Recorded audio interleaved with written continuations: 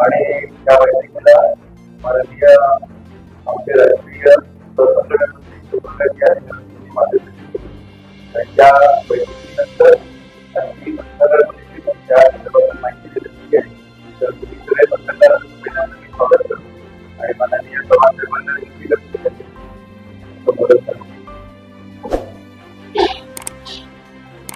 आपल्या सर्वांना माहित आहे की आदरणीय देशाचे पंतप्रधान नरेंद्र मोदीजी यांच्या नेतृत्वामध्ये आणि त्याचबरोबर महाराष्ट्राचे लोकप्रिय मुख्यमंत्री आदरणीय एकनाथरावजी आमचे सर्वांचे नेते आदरणीय उपमुख्यमंत्री देवेंद्रजी आणि अजितदादा या तिघांच्या नेतृत्वामधलं सरकार आणि सरकारच्या माध्यमातून गेल्या 2 वर्षामध्ये सातत्याने विविध योजनांच्या माध्यमातून सामान्य जनतेचं सरकार कसं आहे हे सातत्याने सिद्ध करण्याचं काम केलं गेलं. आज त्याच अनुषंगाने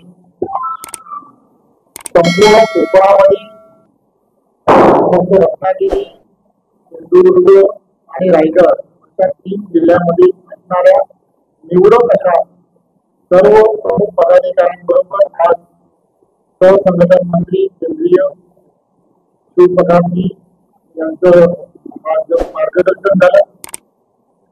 आगामी होणाऱ्या निवडणुका या संदर्भामध्ये पुण्यामधील अधिवेशनामध्ये आमचे सर्वांचे नेते आदरणीय अमितजींनी अत्यंत स्पष्ट सूचनाच केलं होतं की भारतीय जनता पार्टीच्या नेतृत्वामध्ये आणि महायुतीमध्ये येणाऱ्या निवडणुका तुम्हाला आम्हाला सर्वांना लढायच्या आहे आणि त्या दृष्टिकोनातून सर्व जिल्ह्यामध्ये खालीपर्यंत संघटनात्मक रचना निवडणुकीच्या दृष्टिकोनातून आपल्याला माहितीला पोषक कशी करता येऊ शकते याचं नियोजन करण्यासाठी मायक्रो लेवलवरती सर्व प्रमुख पदाधिकाऱ्यांनी काम करणं हे अत्यंत गरजेचं आहे. आगामी झालेल्या लोकसभांच्या निवडणुकांमध्ये ज्या पद्धतीने चुकीचा नेरेटिव्ह हा सेट केला गेला होता तो नेरेटिव्ह याही विधानसभा निवडणुकीच्या काळामध्ये त्या सर्व विषयाकडे गांभीर्याने लक्ष कार्यकर्त्यांनी देणं अत्यंत गरजेचं आहे.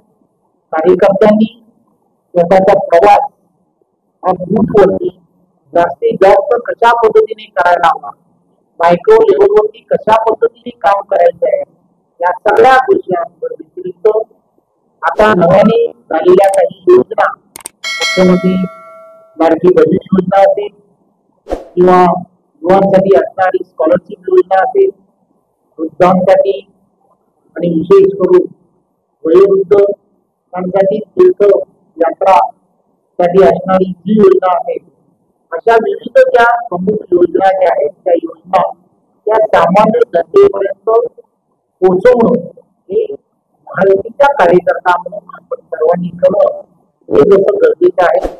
त्याचबरोबर आता येणाऱ्या काळामध्ये आपल्याला माहित आहे महाराष्ट्रामध्ये सर्व ठिकाणी सण आणि सणाचं वातावरण सर्व ठिकाणी होणार आहे. त्यामुळे या सर्व ठिकाणी कार्यकर्त्यांनी जास्तीत जास्त आपण आपल्याला सर्वांना एक गोष्ट लक्षात घेतली पाहिजे की हे सण आणि सणाच्या दृष्टिकोनातून साजरे करण्यासाठी हे महायुतीचं सरकार हे कसं कटिबद्ध आहे. मग त्यानंतर सीधा असेल किंवा विविध योजनांच्या माध्यमातून प्रत्येक व्यक्तीला आवश्यक असणारे विषय कसे मार्गी लावता येतील त्यासाठी कसं काम करताय.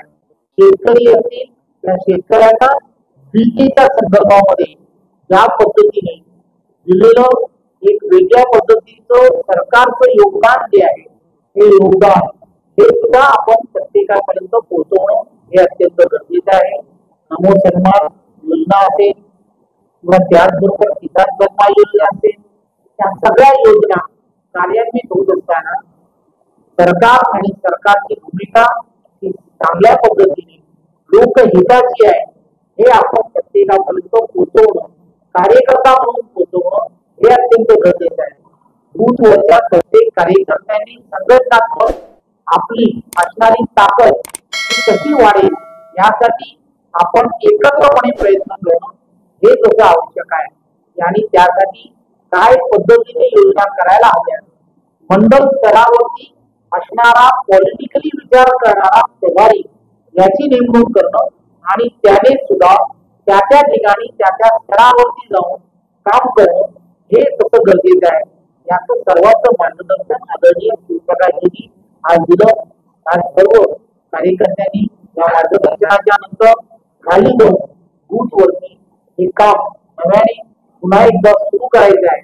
या सगळ्या पूर्ण संकल्पाचे आज इथला कार्यकर्ता आणि पदाधिकारी केलेला आहे. मला खात्री आहे माहितीच्या विजयामध्ये या सर्व गोष्टी अत्यंत महत्वाची भूमिका भारतीय जनता पार्टीचा कार्यकर्ता यानंतरच्या काळात घेईल याची आम्हाला सर्वांना पूर्ण कल्पना आहे. धन्यवाद.